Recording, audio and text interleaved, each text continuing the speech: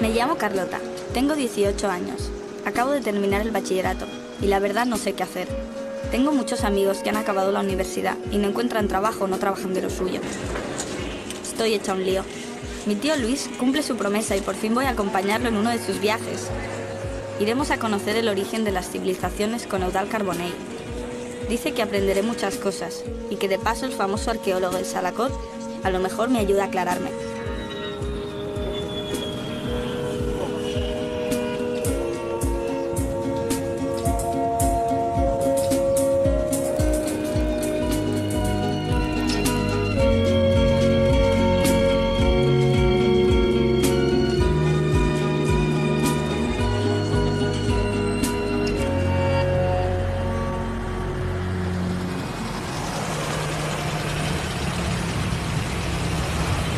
¿Esta es la famosa Carlota? Esta es. ¡Epa! Carlos, ¿qué pasa? ¿Cómo estás? ¿Qué tal el viaje? Bien, bueno, un poco cansado, ¿eh? ¿Eudald? Yo, Carlota. Famoso arqueólogo y amigo ya de viajes y aventuras. Yo no voy tan equipada, ¿eh? Preparada helada de frío, te veo, ¿no? Helada de frío y bueno... Agarra tu mochila, yo me quedo tu maleta. Vamos, Vale. vamos para el coche ya. Y empieza todo esto, que por cierto, todo esto todavía no sabes de qué va, ¿no? No, no sé nada y bueno, ya me explicaréis. Ya verás que nos vamos a hacer un safari. ¿Un safari? Safari al pasado. Pero ¿cómo un safari el pasado? No entiendo. Ya verás.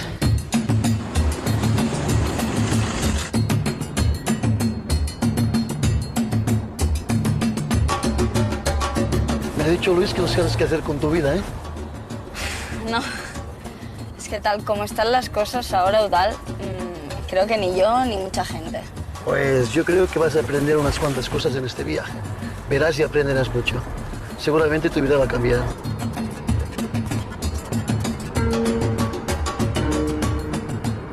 Hay una cosa importante a saber en la vida, que los humanos podemos cambiar las cosas, los animales no pueden. Y es lo que veremos, cómo los humanos podemos cambiar nuestra historia, cómo podemos construirlo. Esperemos, Ya te dije que porque era un si poco no- profundo, dale, a veces, ¿eh? Arranca este viaje que nos llevará por 4 continentes y lo empezamos poniendo rumbo a un lugar de África donde todavía la vida se abre camino, como en el principio de los tiempos.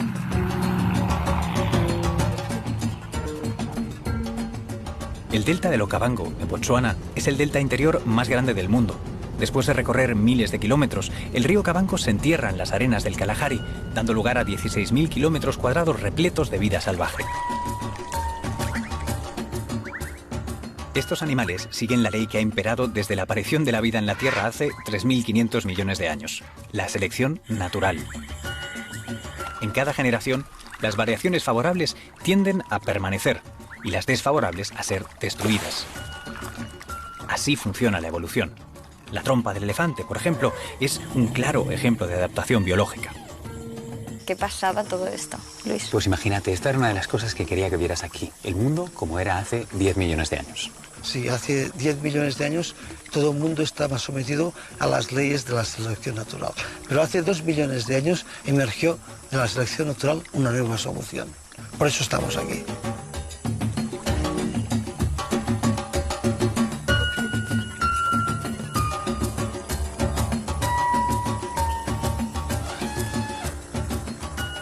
Esto es el inicio de un gran viaje que haremos. Por eso te trajo Luis, para intentar entender qué ha sido nuestra especie y qué será nuestra especie si no somos capaces de plantearnos de una forma muy seria el futuro.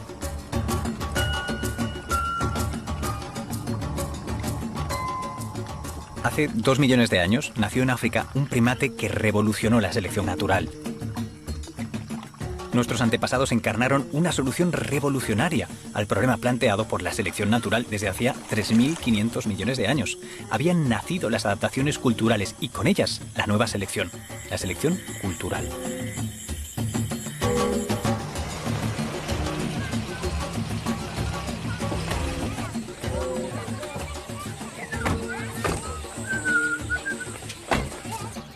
Entonces, ¿qué me has dicho, Luis? Que no ha quedado claro. Has cambiado de trabajo.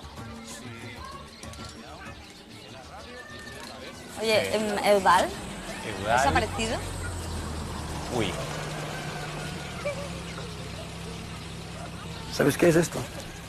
Sí, una piedra. Hace 10 millones de años era una piedra. Pero cuando los humanos aprendimos a hacer esto, transformamos una piedra en un cuchillo. Y esto ha cambiado el curso de nuestra historia. Es el inicio de la tecnología. ¿Quieres probarlo tú? Bueno, vale, pero me enseñas. Me ayudas. Casi me cuesta un dedo entender cómo empezó la adaptación cultural. Donde los animales ven piedras, nosotros vemos herramientas. Así empezamos a transformar el mundo y me ha quedado muy claro que hacerlo bien o mal está en nuestras manos.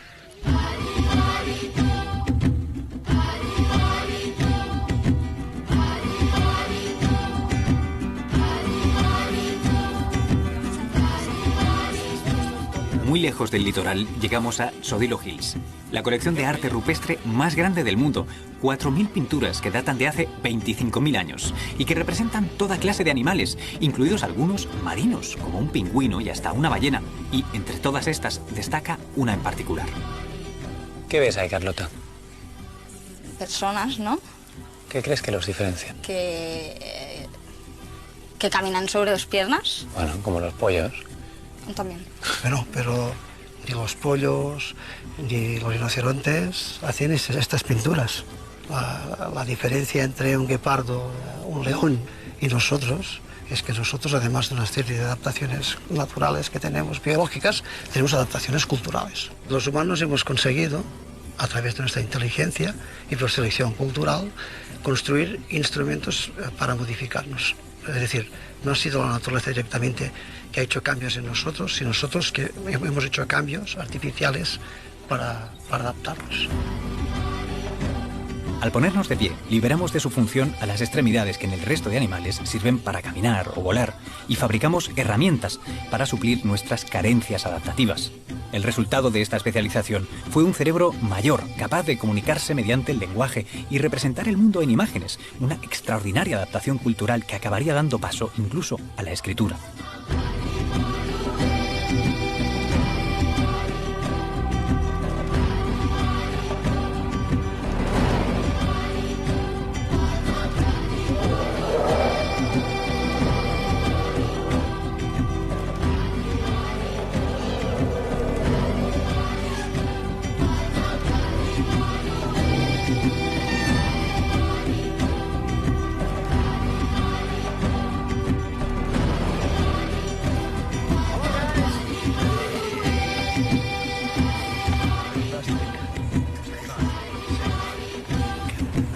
Entre Namibia y Botsuana viven los descendientes de aquellos pintores.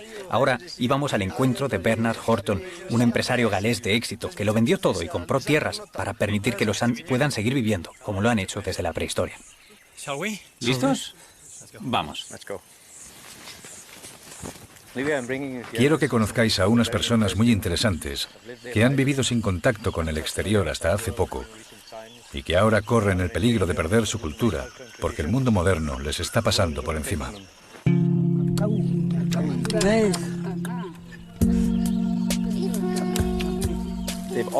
Siempre han vivido en comunión con la naturaleza.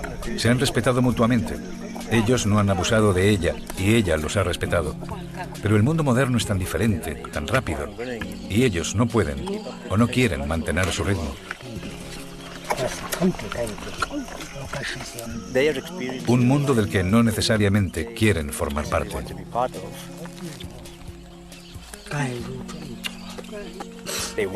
Necesitan llevar una vida natural, como han hecho desde hace miles de años. Ellos no dañan el medio ambiente.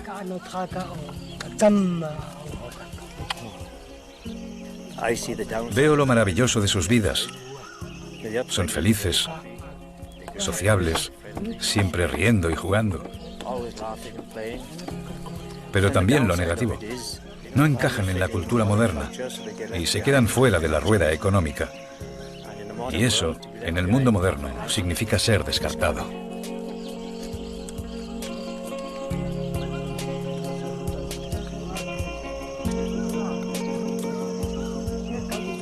El campamento, por eso, este es muy chiquitín, muy pequeño, ¿no? Comparado con otros que hemos visto. Efectivamente, esto es un campamento provisional, es decir, no es un campamento donde van a pasar semanas o meses. Estos grupos normalmente hacen grandes campamentos y se juntan en la época de las lluvias, que hay abundancia de comida, y después se fragmentan para cada cual ocupar un área extensa para vivir. Y de acuerdo con eso, pues se forman los distintos tipos de campamentos. Esto es un campamento como que podían tener hace 25.000 años nuestros homínidos, los antepasados de Homo sapiens. Ellas, las mujeres San, recolectan y ellos, los hombres, cazan. Pueden pasar días, incluso semanas, en un entorno donde todo escasea a nuestros ojos. Y sin embargo, ellos lo conocen perfectamente, palmo a palmo. Nada se les escapa. Viven adaptados a este medio, pero no son una especie más. Son capaces de predecir, analizar, hablar. Las adaptaciones culturales marcan la diferencia con el resto de seres vivos. ¿Tenemos algo de ver? A ver. ¿Qué es esto? Una vez lo han señalado, se ve más. Sí, Es muy difícil de ver. fíjate bien, que sí. A ver si te acuerdas para otra vez si ven más. ¿Lo ves cómo son? Míralas. ¿Es it old? ¿Es muy antigua? Yesterday night. De anoche.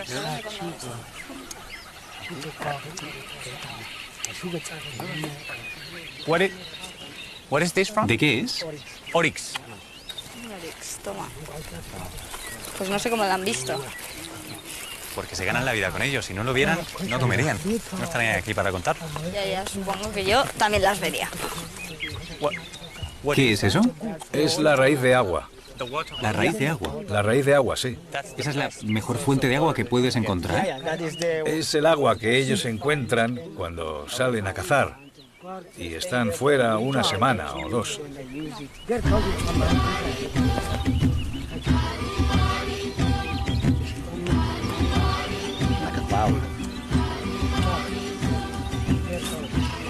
Está llena.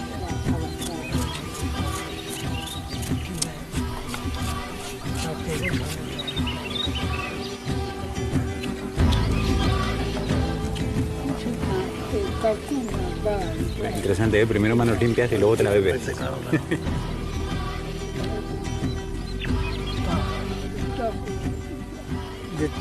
Su sabor es muy amargo.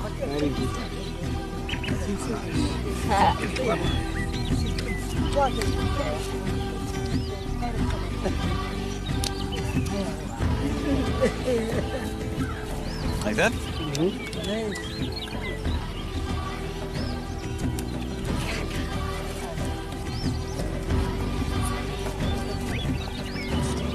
Como iba esto ahí, ¿no? Pulgar para abajo, como si fuera un porrón.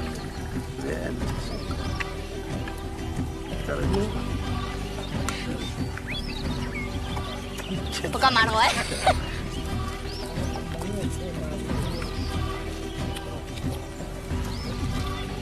¿Te gusta? Es bueno. ¿Es bueno? Es bueno. Hombre, refresca. Preferiría una cerveza.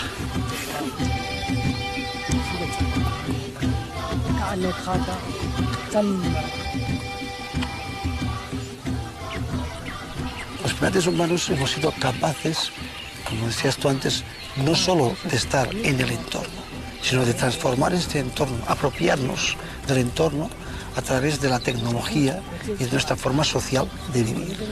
Y hemos sido capaces de pasar de una selección que antes era una selección histórica hecha por la propia naturaleza a una selección que es la cultural, es decir, a modificar nosotros mismos nuestros entornos.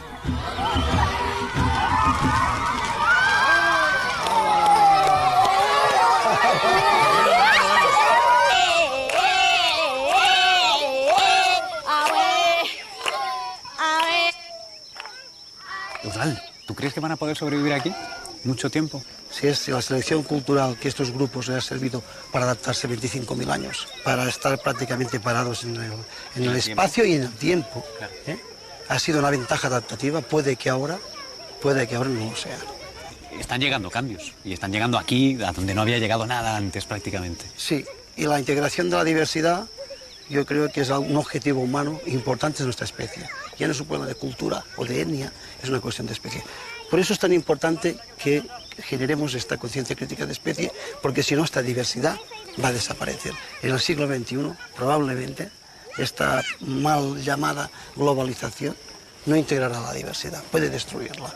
Y este es muy importante. Hemos sido cazadores-recolectores, ya lo sabes tú bien, Luis. Toda nuestra historia. Toda nuestra historia. Solo una ínfima parte, segundos de nuestra historia, la revolución neolítica cambió nuestra forma de organizarnos y crecimos demográficamente de forma exponencial. Pero si vas 10.000 años atrás, en todo el planeta había esto. Y es una maravilla que esto aún esté aquí.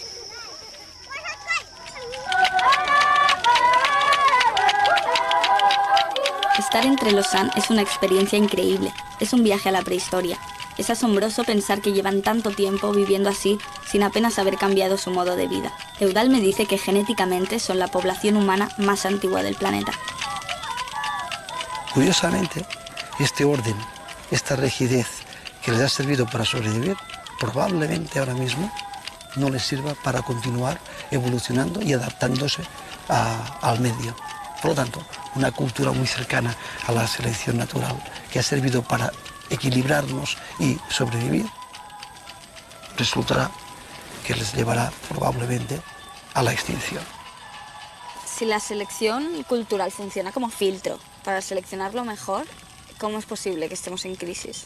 Tal vez ahora estamos en un episodio en el que algunas de las variaciones o la variación que nosotros representamos no es la mejor adaptada. Entonces que quizá también tenemos que evolucionar nosotros, a lo mejor. Ojalá. ¿Qué hubiera pasado si le hubiéramos preguntado a un Homo erectus, a un Homo habilis, hace 2 millones de años o 500.000 años, ¿quieres dejar de ser lo que eres para transformarte en otra cosa? Probablemente hubiera dicho que no, ¿verdad? Que no.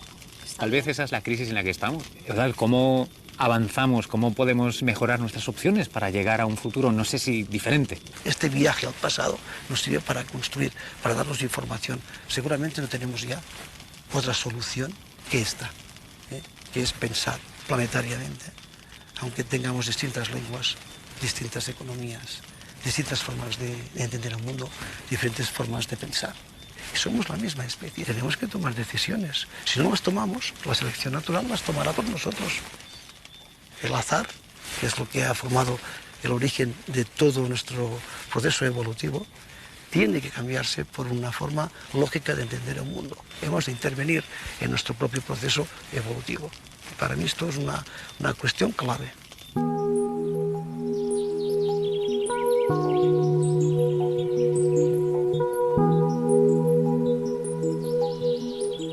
Los cazadores-recolectores que abandonaron África y se dirigieron hacia Europa tuvieron que enfrentarse por vez primera a las glaciaciones. Aquella nueva situación exigía nuevas ideas para sobrevivir. Las estrategias que trajeron de África debían cambiar en un entorno gélido, en el que de un lado no había casi nada que recolectar durante gran parte del año y en el que la caza escaseaba.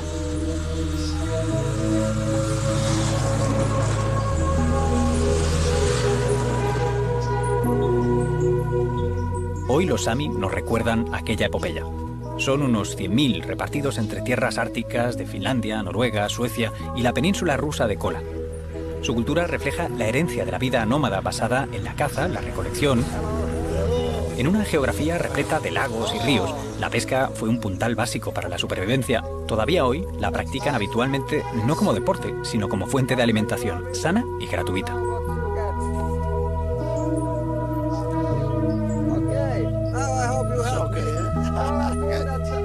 Pero la pesca, la caza y la recolección no eran suficiente para garantizar la prosperidad de la especie en aquel entorno. Había que inventar algo diferente, una nueva adaptación cultural. Y hace 15.000 años, los antepasados de los Sami se asociaron a sus presas habituales, los renos. Una asociación que hoy sigue siendo seña identitaria y sustento principal del pueblo Sami.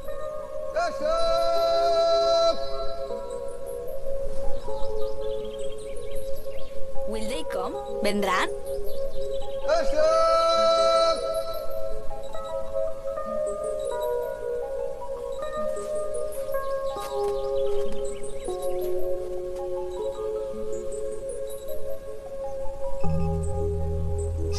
Los renos de los Sami no están domesticados, siguen siendo animales salvajes que se mueven en zonas muy extensas.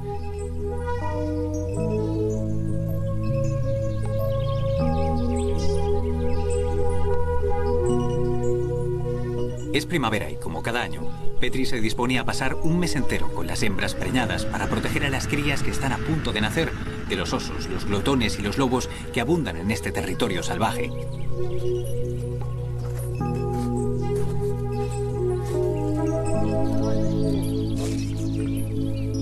Mira, ahí.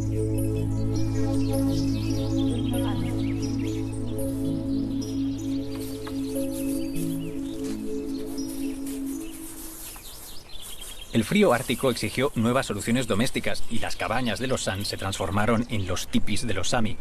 Una construcción portátil que permite hacer fuego en su interior, otro elemento cuya gestión tuvo que ser mejorada porque, más allá de dar luz o cocinar, sus papeles principales en África, aquí combatir el frío era una prioridad.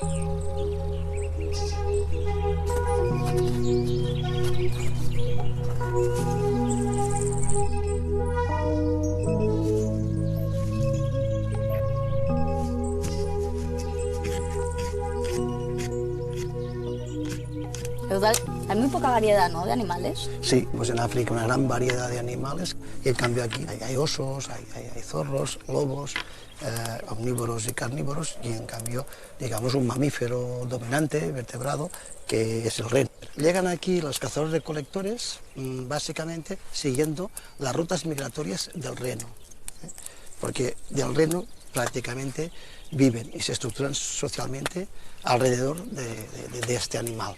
¿Por qué? Porque las estaciones aquí son muy marcadas. Hay un invierno con frío muy largo y un verano primavera muy corto. Con lo cual, la base era la caza, no la recolección. Esto también cambia la forma en cómo se estructuraba la sociedad entre machos y hembras. Hembras y machos cooperaban para la caza. O sea, que hay cazadoras-recolectoras. Sí, a diferencia de que hemos visto en otros lugares donde son los machos normalmente que van a cazar, aquí machos y hembras, como la recolección de periodos muy cortos, se dedican a cazar. ¿Qué estás haciendo, Luis?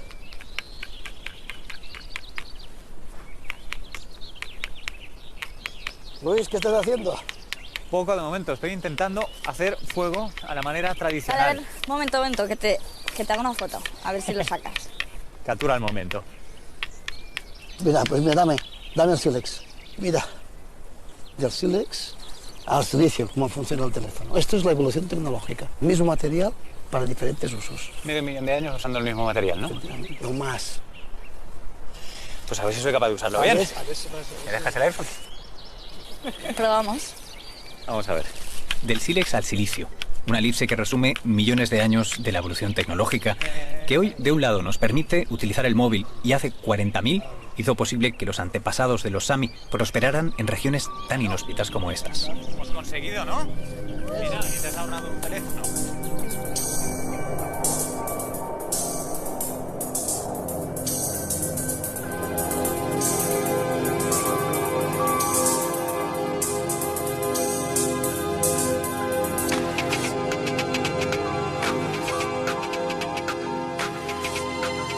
Hoy, a diferencia de los San, la cultura Sami goza de buena salud. Mientras los San sufren la peor cara de la globalización, los Sami son una comunidad reconocida y respetada. Están en la rueda económica, tienen un parlamento y hasta una radio-televisión propia que vamos a ir a conocer, coincidiendo con su Día Nacional.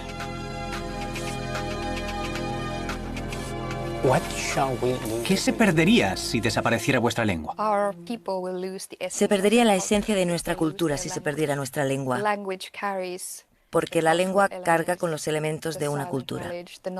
Es el conocimiento silencioso de los Sami, así que de alguna manera lo perderíamos todo.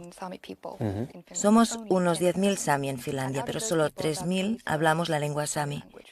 Por supuesto que algunos finlandeses también la hablan, así que en total somos unas 5.000 personas las que lo hablamos. Definitivamente, en Finlandia somos un grupo lingüístico muy, muy pequeñito. Aquí en Ile Sami emitimos televisión, radio e internet a diario. 6 o 7 horas de radio y 1 hora y media de televisión. Pero lo curioso es que nuestros telediarios alcanzan mucho más allá de la población Sami. Unas 120.000 personas ven cada día nuestro telediario. El interés por la lengua y la cultura sami realmente está creciendo. Se nota que los jóvenes quieren aprender la lengua de sus ancestros y mantener la tradición viva. Realmente se aprecia una tendencia muy positiva que creo que va a continuar en el futuro. Siento que apenas empezamos a vislumbrar cómo será este futuro.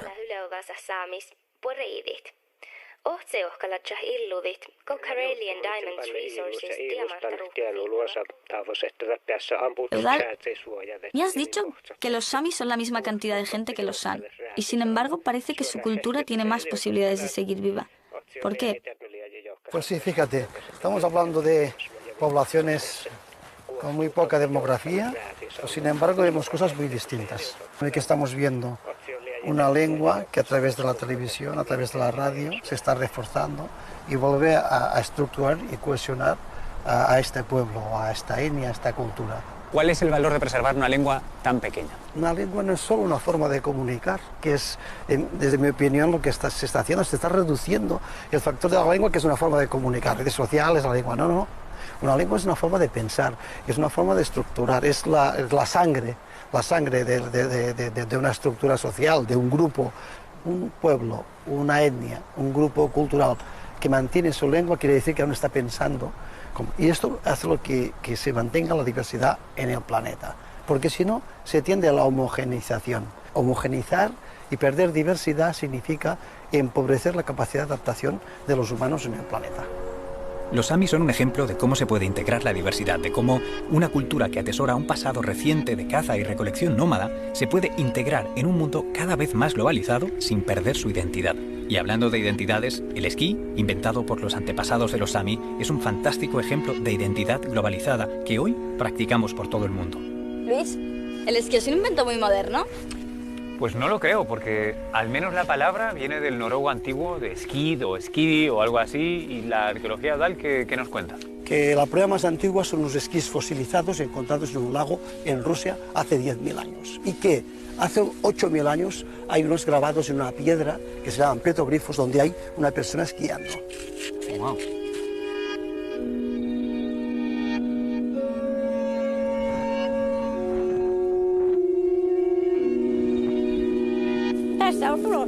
Los renos fueron la solución para sobrevivir a las últimas glaciaciones, pero detrás de ellos seguimos siendo nómadas.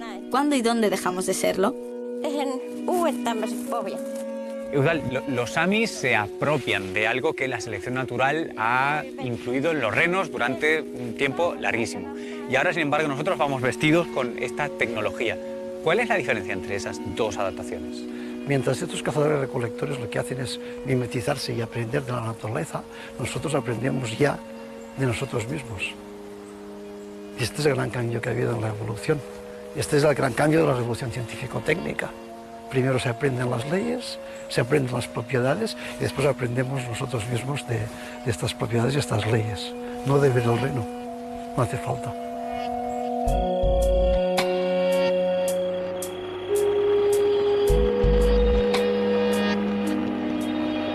Desde el Círculo Polar Ártico hasta el Fértil Creciente, en Turquía. En esta región del planeta hace 15.000 años sucedió algo extraordinario, algo que cambió el curso de nuestra historia.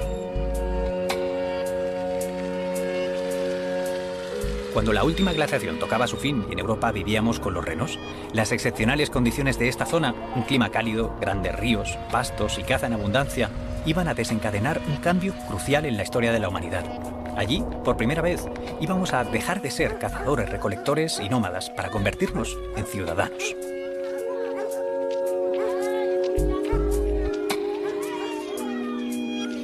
Testimonios de aquel pasado, las casas colmenas de Harran nos dan la bienvenida al Fértil Creciente. Son ecos de un tiempo en el que los hombres empezábamos a construir edificaciones perdurables y nos recuerdan la forma de las caballas de los San.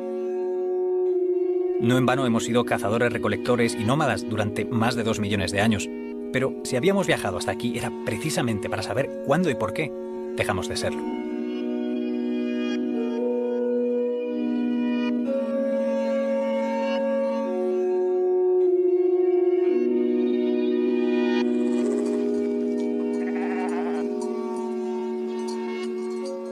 Acompañados por Bahattin Çelik, arqueólogo y profesor de la Universidad de Harran, vamos precisamente a encontrar la respuesta que estábamos buscando.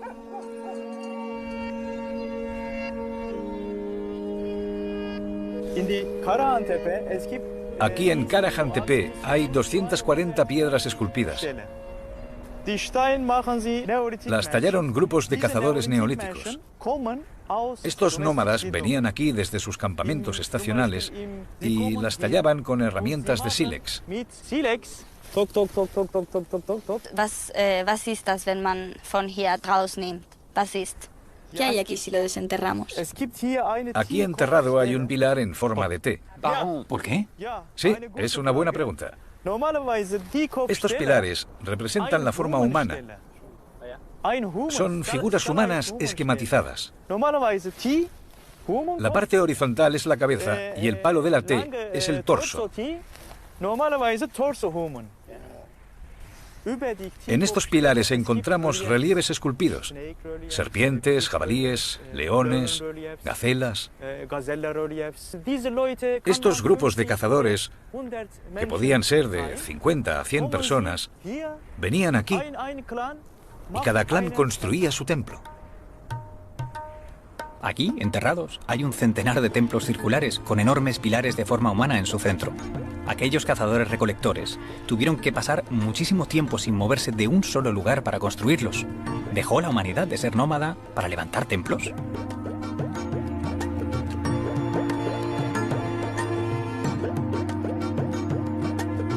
Cerca de allí, Göbekli Tepe, la colina panzuda, otro yacimiento con templos de la misma época que nos proporcionará un escenario mucho más claro para responder a esa pregunta.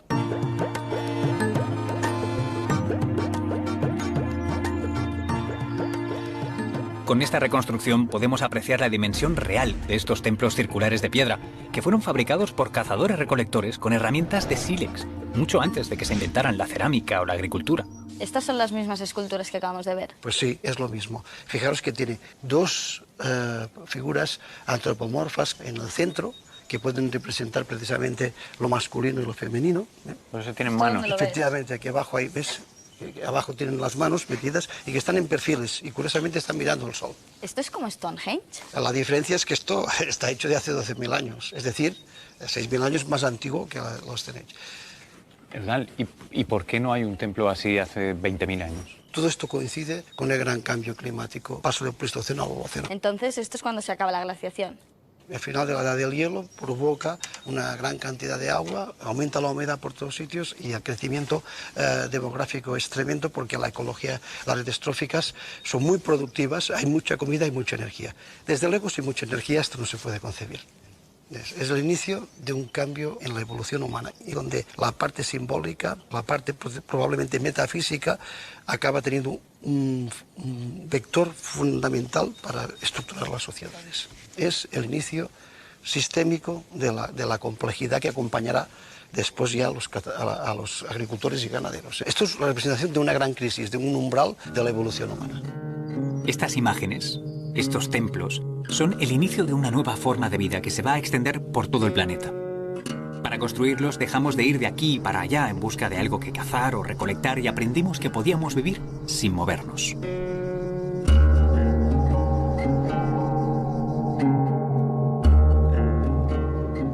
Los templos agruparon a la gente, la humanidad se cohesionó como nunca antes lo había hecho y en torno a ellos debió nacer la agricultura. En aquella región crecía el trigo salvaje y almacenarlo debió ser importante para alimentar a los constructores de templos. De ahí a su cultivo solo había un paso, que vino más tarde, con el nacimiento de las primeras ciudades. ¡Wow! ¡Qué pasada! ¿Habéis visto nunca una cosa parecida a esto? ¿Cuánta gente hay aquí? ¿O había aquí? Entre 7.000, 8.000. 8.000 personas. Sí. En realidad era como la Nueva York de la época. Eudal, pero lo que hemos visto hasta ahora, los Han en África, los Sami en el norte frío, todos son grupos más bien familiares, pequeños, que no construyen grandes cosas, poca gente que toda se relaciona y se conoce. ¿Cómo consiguen vivir así y no cortarse el pescuezo unos a otros en 2 meses? Sí, es una muy buena pregunta. Necesitaban de alguna manera compartir algo que fuera fundamental para todos y que conservara el orden de todo este grupo. Esto para mí es clave para entender cómo la jerarquía aparece en el momento que hay este cambio de fase. Aquí vemos probablemente las formas de comportamiento más horizontal de los cazadores-recolectores con la asociación que a la larga será lo que nosotros tenemos como ciudad. Tremendo. Esto es una maravilla. No sé si os dais cuenta, ¿no? Que estáis pisando cómo se ha construido la modernidad.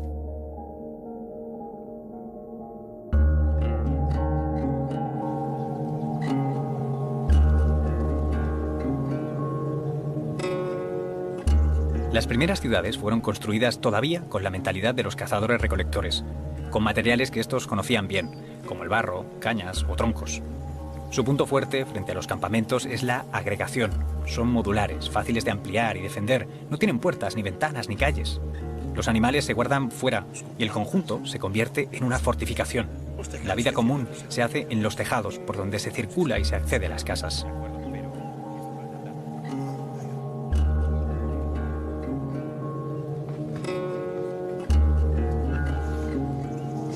¿Qué, Luis, qué tal? Pues increíble. Increíble, ¿no? ¿Qué es esto? Pues esto es un horno. Es un control muy especial y muy estricto del fuego que no se había visto. Esto hace 12.000 años en el continente, en Europa, por ejemplo, aún tenemos las clásicas hogueras organizadas con piedras. ¿Y aquí cuánta gente vivía? Probablemente de 6 a 8 personas, pero lo más impresionante está en sus paredes. Aquí tenéis la primera representación de una erupción, el volcán Hassan Daghi, y debajo está pintado lo que podría ser el plano de la ciudad. Lo más remarcable de aquí que estamos viendo, que prácticamente todas las habitaciones son iguales, tienen el mismo tamaño. Aquí no se ve que exista una casa muy distinta de otra. Si tú vives en casas que son muy parecidas, en apartamentos muy parecidos, quiere decir que tu forma de vida es muy parecida a la forma de tu vecino. O sea, aquí no había barrios de la clase alta y de la clase media y de la clase baja. Todo el mundo tenía un estilo y una forma de vida muy parecida. Pero bueno, hay muchísimas cosas más en estas casas, ¿no? Como por ejemplo, enterraban dentro, en el mismo suelo del apartamento, a sus muertos, ¿no? ¡Ostras! Que me parece que somos uno más. Para mí es una representación clara de la asociación de la vida con la muerte. El simbolismo que tiene el acto de que vivos y muertas compartan espacio es el de la continuidad. Es la cultura del respeto y la reivindicación de los lazos familiares a nivel diacrónico.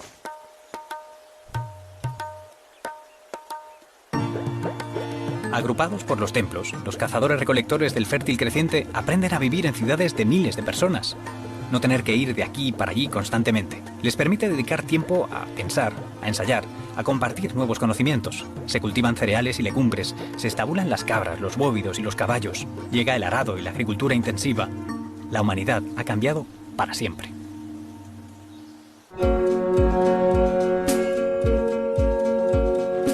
En Estambul viven 14 millones de personas, infinitas comparadas con las que vivían en Çatalhöyük.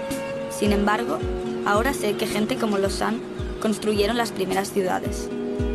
Eudal explica que si lo hicieron fue porque la selección cultural lo favoreció. Porque para nuestra especie vivir en ciudades era mejor. Y por lo que se ve, hoy no hemos cambiado mucho. Casi todo el mundo prefiere vivir en una ciudad. Seguramente si los santuarios no habrían encontrado soluciones a muchos de los problemas porque se habrían descohesionado y seguramente hubieran fragmentado aún más y hubieran hecho un proceso a nivel tecnológico involucionar y no involucionar. Logran concentrarse más, quedarse en un territorio y ser capaces de sobrevivir. Y estas ciudades que empiezan aquí de esta manera, pues acaban siendo ciudades fortificadas, con murallas, con ejércitos, con el control de los cereales, con unas terribles guerras tremendas entre grupos como consecuencia del crecimiento demográfico. En cambio, perdemos algo fundamental, yo pienso, el origen de lo que es la ciudad y que hemos visto que es esta capacidad de cooperación y de igualdad. 12.000 años atrás, el hombre, empujado por esta selección cultural, pasó de construir templos a edificar ciudades. Aquellos primeros ciudadanos necesitaron de un nuevo orden para convivir. Nacieron las jerarquías y con ellas la desigualdad y los conflictos. Para controlarlos aparecen los ejércitos. Donde antes solo había campamentos provisionales, caza y recolección, ahora hay ciudades y bienes acumulados que pueden ser conquistados. Han nacido los imperios.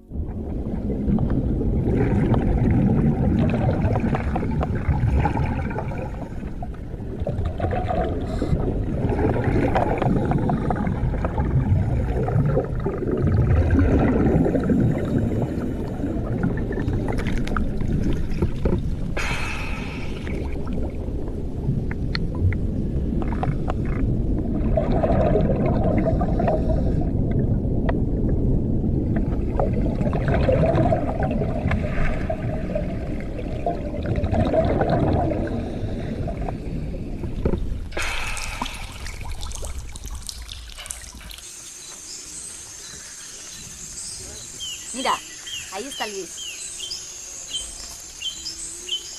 Chicos, ¿cómo estáis? Bien. Presento a Martín Medina, paleoclimatólogo de Amherst College. Doctor Carbonell, supongo. Es un placer conocerte. Mucho gusto. Y tú debes ser Carlota. Carlota. Mucho gusto, Carlota. ¿Qué habéis dicho? ¿Paleoclima qué? ¿Qué es eso, Martín? El estudio de los climas pasados. Es decir, el estudio del cambio climático a lo largo del tiempo y ahora más que nunca con el propósito de ver hacia dónde nos lleva el destino con el cambio climático que estamos ocasionando los seres humanos. ¿Es lo que estáis haciendo ahora? Sí, estamos estudiando el cambio climático. ¿Quieres verlo? ¿Te mostramos?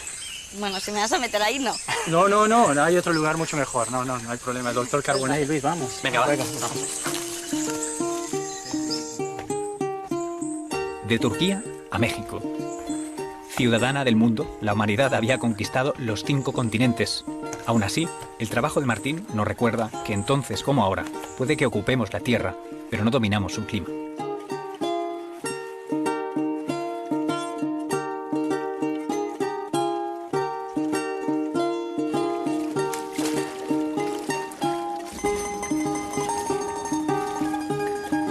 Mira, Carlota. Mira, allá afuera la selva es seca. Viste que en el sustrato no hay prácticamente agua. En la península de Yucatán no hay prácticamente ríos, no hay lagos. Todo el agua se filtra a través de la roca, a través de una estalactita y llega aquí y es secuestrada por mucho tiempo. A mí lo que me interesa es que esa gota conserva la memoria de los cambios climáticos en la superficie. Esa gotita, cuando llega a formar a la estalagmita, se forman capas de carbonato de calcio. Entonces yo lo que hago es tomar una pequeña muestra, analizo la composición química y esa composición química me va a decir si llovía poco, si llovía mucho, si hubieron momentos de sequía, si hubieron momentos de temporadas húmedas y cuánto duraban y su magnitud. Además, en el carbono de la estalagmita hemos podido saber si existieron bosques, si existieron sabanas, si existieron desiertos. ¿Y cuánto tiempo se necesita para que se forme una como esta? Yo he fechado estalagmitas que tienen 1500 años y estalagmitas que tienen 300.000 años. Yo lo que estoy buscando, bueno, es extender el registro de los cambios climáticos en la superficie tan atrás como pueda y seguramente yo estoy convencido que podemos encontrar estalagmitas de al menos 1 millón de años de edad. En esta cueva encontramos evidencia de que el cambio climático seguramente precipitó la caída de una de las civilizaciones más importantes que han existido.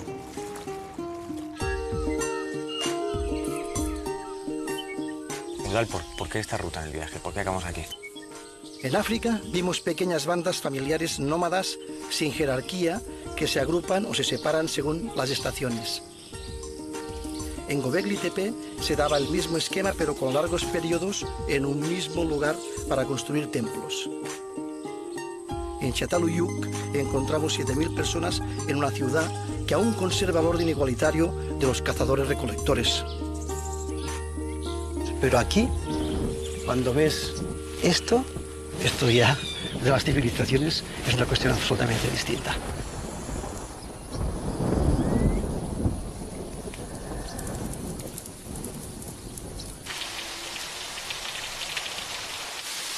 De las primeras ciudades a los grandes imperios, la igualdad se perdió por el camino. Se ve claro en este rostro inquietante. Su mirada no deja dudas de ante quién debes arrodillarte. Unos mandan y otros obedecen.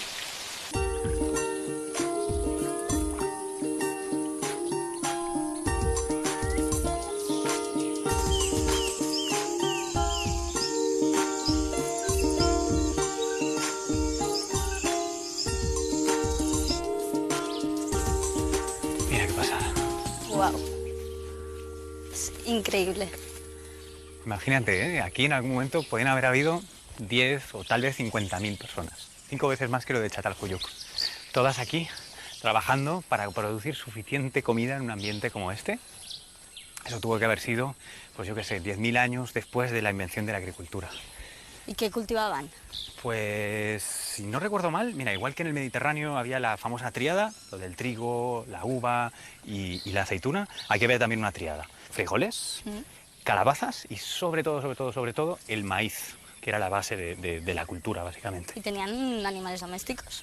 Pues la verdad es que muy pocos. Mira, tenían el perro, seguro, porque lo habían traído de Asia. Y domesticaron aquí 2 cosas solo, el pavo y un pato. Poca cosa así de importancia. Y eso significa que no tienen animales de tiro. No tienen bueyes, no tienen caballos, por tanto no tenían rueda ni carro. Imagínate el currazo que tienen que darse para arar la tierra a mano para dar de comer a esas 50.000 personas. O peor, ponte a currar aquí bajo este sol de justicia, a poner piedras y arrastrar pedrotes enormes por la selva. Pues así estaban. Oye, ¿Eudal? ¡Eudal! ¿Qué? ¿Te queda? Vale. Siempre buscando.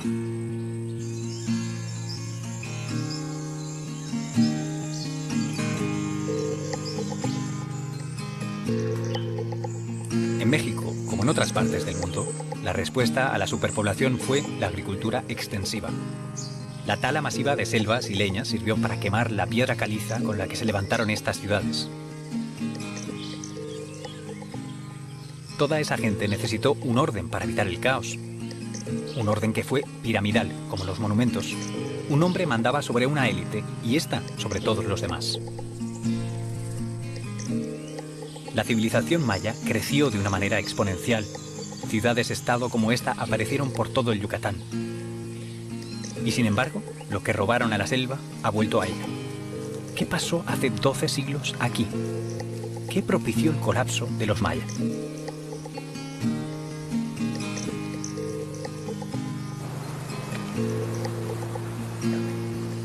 Martín.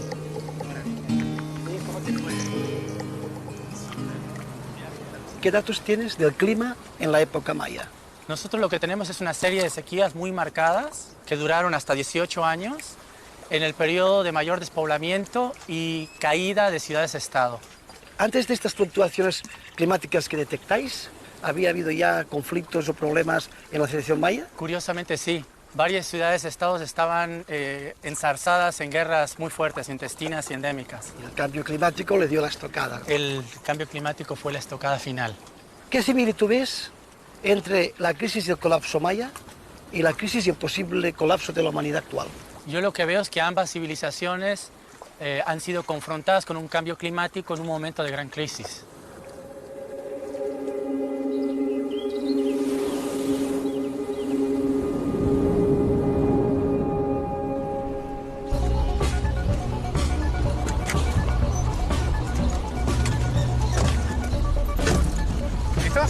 ¿Listos?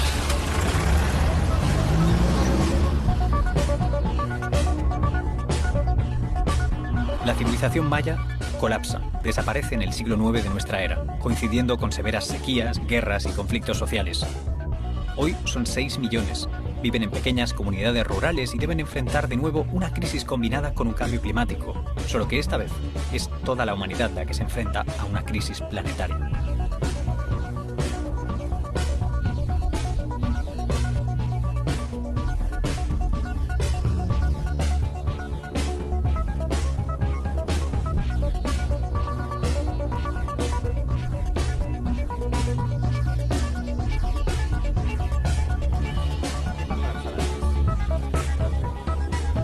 Estas pirámides reflejan el mundo maya. Desde lo más alto, sus gobernantes se comunicaban con los dioses y a menudo el resultado de estas comunicaciones eran cabezas que rodaban por sus escaleras. Para ellos la sangre era una sustancia mágica que los dioses exigían para controlar el clima y procurar buenas cosechas.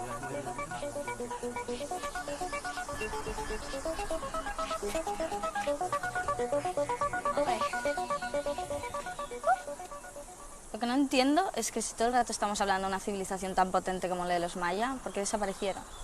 Al querer poner por encima la selección cultural por la selección natural y no tener los medios ni los conocimientos, lo que ocurre es que acaban colapsando estas civilizaciones. ¿A qué tipo de conocimientos te refieres? En una sociedad teocrática eran unos conocimientos que no tenían relación con el conocimiento real de la ecología de los sistemas, por ejemplo. ¿Quieres decir menos astrología y más astronomía? Efectivamente, no tiene nada que ver.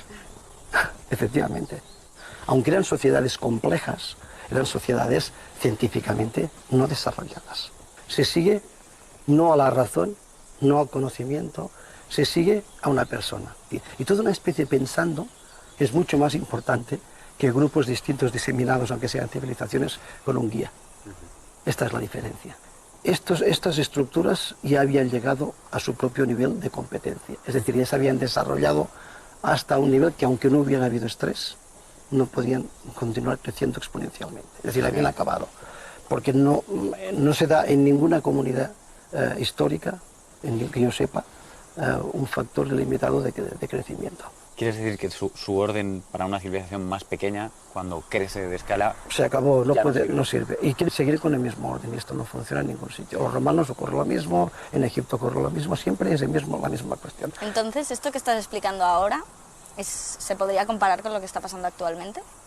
Mira, precisamente yo pienso que el explicar esta civilización nos da pie a explicar la analogía que puede haber entre lo que ocurrió en este pedazo de selva en el Yucatán, con lo que está ocurriendo ahora, pero a diferencia de que esto ocurría solo en una península, en un territorio, ahora está ocurriendo a nivel de todo el planeta.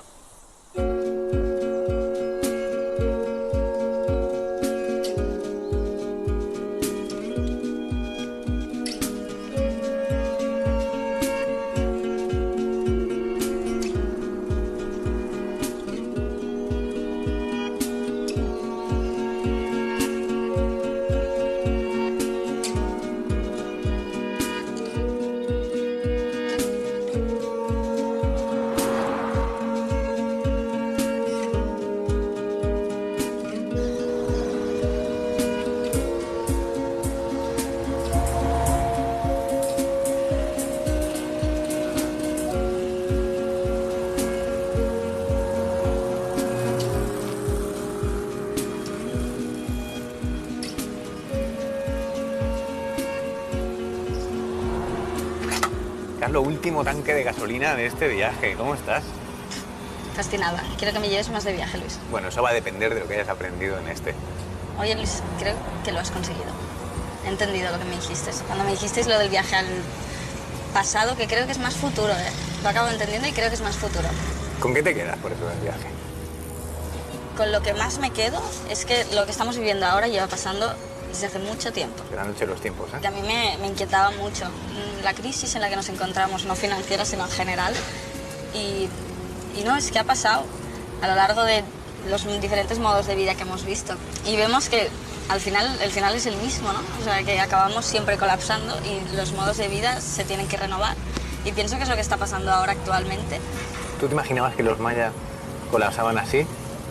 No, porque yo tenía una idea de los mayas, del final de la civilización de los mayas, como que había pasado un desastre natural o algo así, cosa que asociaba con lo que pasará ahora, ¿no? Y que creo que es lo que todo el mundo esperamos, que pase una tercera guerra mundial o que caiga un meteorito y entonces tengamos que volver a empezar. ¿Tú pensabas que a los mayas vivieron un apocalipsis, algo externo que los destruyó y en realidad lo que vivieron era un colapso, que es que hicieron las cosas mal? Vivieron una decadencia, ¿no? Que se fueron degradando poco a poco y que creo que ahora ya estamos en esa degradación y es el momento de hacer algo. ¿Y qué hacemos? Pues yo creo que he entendido que lo que hay que hacer es... ¿Darle más a la cabeza? Sí, es pensar y sobre todo conocer. Me quedo con la importancia de conocer el pasado para poder entender el presente y buscar soluciones para un futuro. Bueno, no está nada mal. Nada, en realidad yo creo que es la clave. Oye, ¿qué crees que vas a hacer distinto ahora? Pensar. Pensar distinto y de otro modo. Voy a intentar pensar más, como decía Udall, con conciencia de especie. Tenerla, interiorizarla y intentar no colapsar.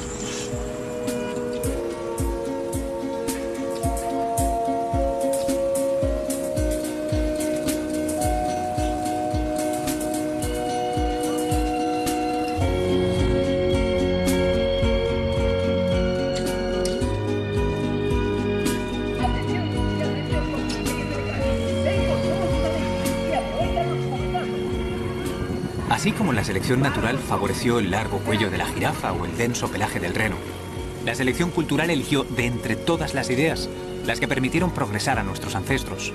Sílex, pólvora, acero, pero también la Declaración Universal de los Derechos Humanos o el método científico.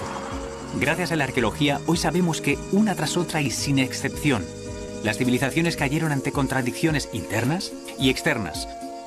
Como dijo Benedetti, hay una sola grieta decididamente profunda, la que media entre la maravilla del hombre y los desmaravilladores.